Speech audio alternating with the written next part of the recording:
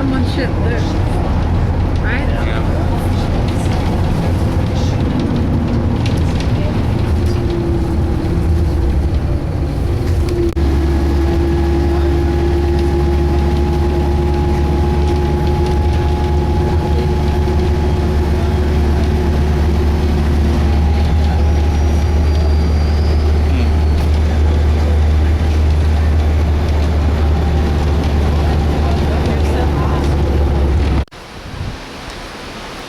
I thought these are small islands, but it's actually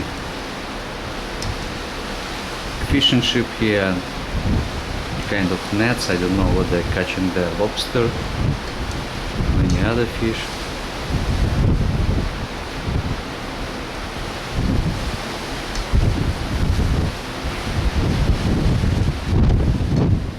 Not even a single tree on the island.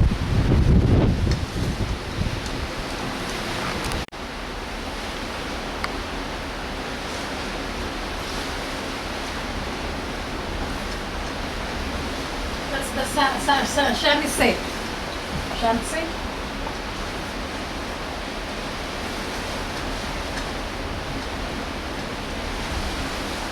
Castle.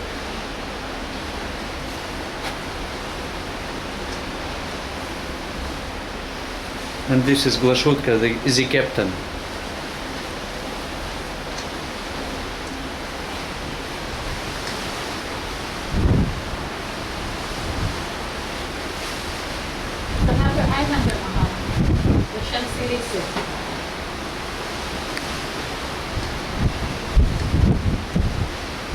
Not even a single whale.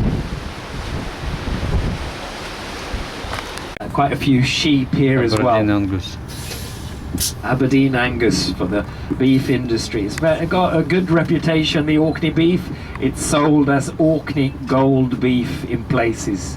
And a few years back, before the recession, they flew a lot of it down to the gastro pubs and nice restaurants down in southern England, as far away as that.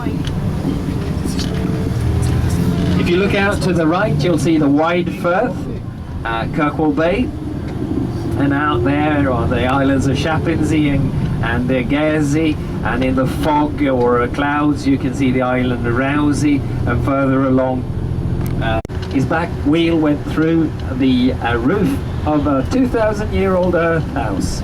So now he's got a historic Scotland site in his backyard. They've just built new parking spaces, so he doesn't have to have all the tourist parking in his backyard, though. So in the late 19th century. So this is Finstown. You're not allowed to say that, are you, Keith? You're not allowed to say Finstown, are you, Keith? Finstoun. Yeah, Finstoun is the local dialect word for it. So that's how people speak here. This it was founded by an Irishman who settled here after serving in the army in the Napoleonic Wars. He came through in the early 1800s and he opened up an inn here in Finstown. He didn't last for very long up here in Orkney. He moved back to the show, isn't it?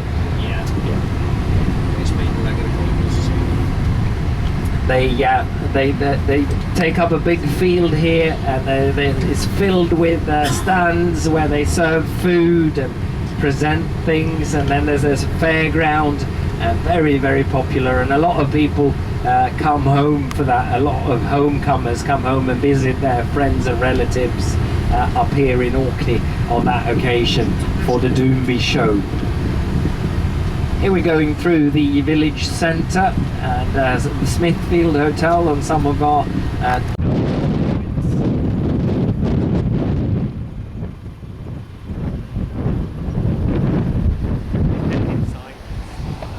going to taste Orkney beer,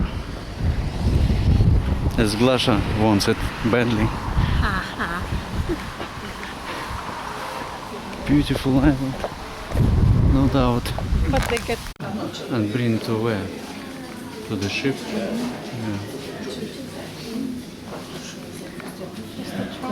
Skull splitter.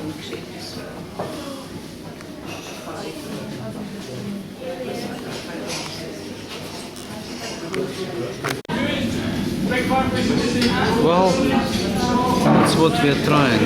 Red McGregor, Northern Line, Dark Island, Norseman, Anglo Kolona. Okay, Dark Island. Yeah. And Norseman.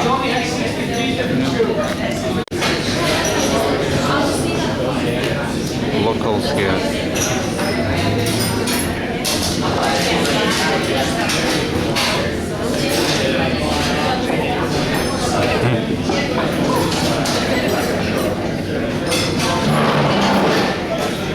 Look at mine and the curves.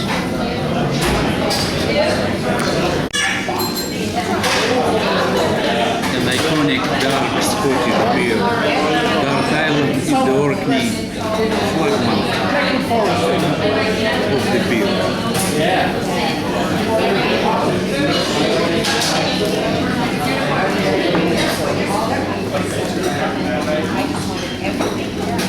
Okay, so I just checked with the guys. They can give us like a bit more time, like five. How much time do you need? Just a sandwich. Just a sandwich, okay. Or yeah, that should be just 10 minutes enough. Or maybe we can take it with us. The sandwich, I guess. Extra flavour coming out of wood. That's 10% alcohol as well. So one of small measures. After dinner, sort of very rich caramel flakes from wood. But I'll explain a bit more about that as we go through as well. Also, there's one of our more famous beers, the Skull Splitter. That's named after the 7th Earl of Orkney. So we're going back to the Viking times. I'm sure the guys on your coach has been telling you all about that in great detail. But Thorfinn Skull Splitter had a bit of a reputation. House of Cleaver, so we call him in Norse, Head Cleaver, literally. And so we named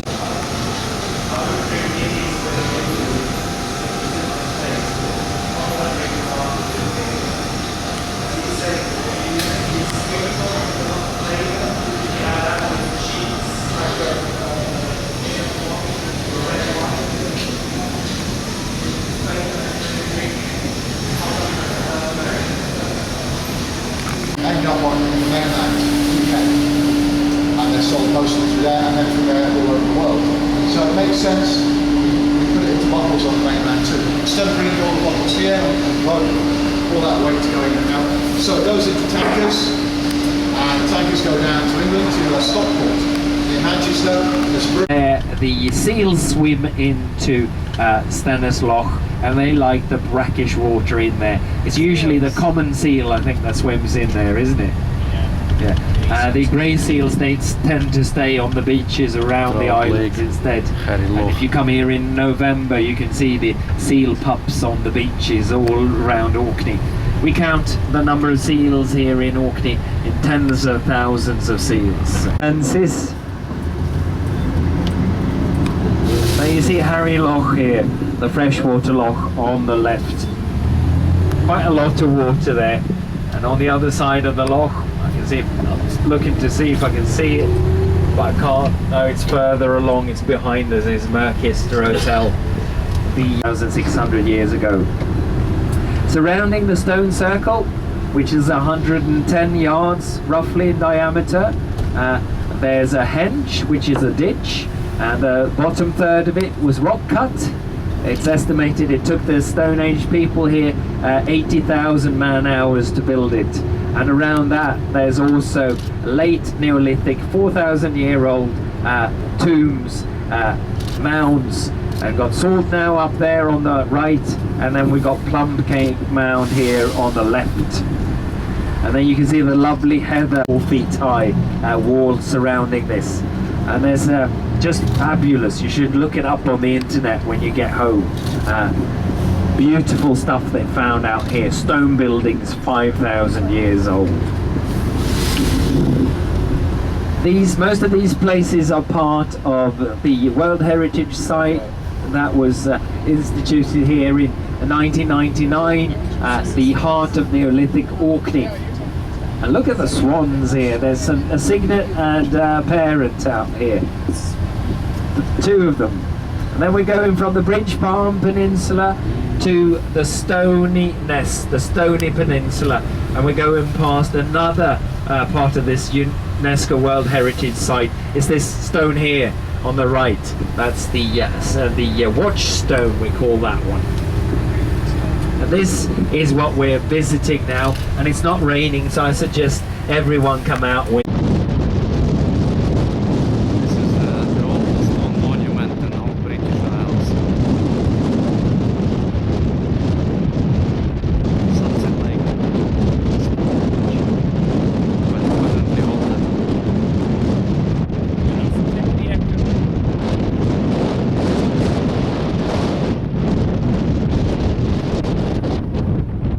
It's very windy, isn't it? Beautiful.